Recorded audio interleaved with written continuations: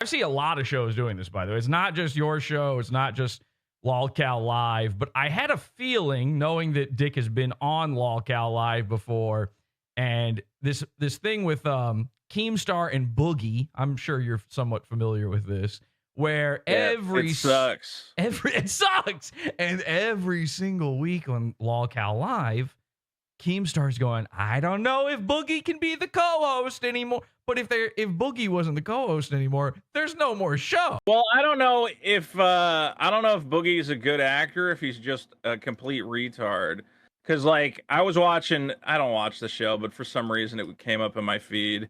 And it was a thing where Boogie's going, Keem was going, I don't think Boogie should get paid for this month. Right. Because that's rewarding him for lying about cancer. Like he should have to give up all the money for this month. And Boogie was like screaming and throwing a fit. And I was like, I can't tell if this guy's just really good at this. I can tell you, it's fake. Now, here's the thing.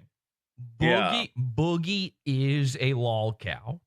And he is overreacting. And in that way, it is real. However, he also knows that that's what gets him attention.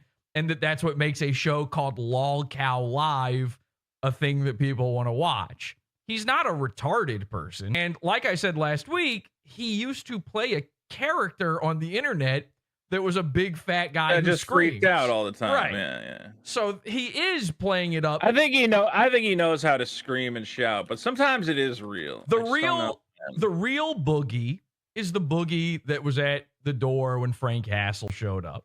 Okay, so if you want to know the limits of LolCaldom with Boogie, all of that was real. And then everything that happens on LolCal Live is not real. It's fake. Yeah. Now, I think that you, in the same way, I think you, Vito, you're a big, fat guy who's the co-host of a show that if you weren't the co-host of it, you just said the show wouldn't happen anymore, right? Yeah. And I think Dick maybe sees this stuff with Keemstar and Boogie and gets a little jealous. You know what? I'll let you have your theory. No. I would love to hear your argument against it. I've already talked about this. Please. Well, I think both me and Dick are in agreement that fucking LolCal podcast is unlistenable. Yeah. And I think,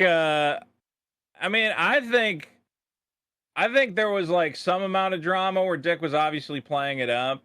But it was also like some of it where like he said some shit, and he said it before where I was like, oh, that's him actually being upset, you know? Right. So there were definitely moments where he lost his cool for real, which we are going to go over in this episode.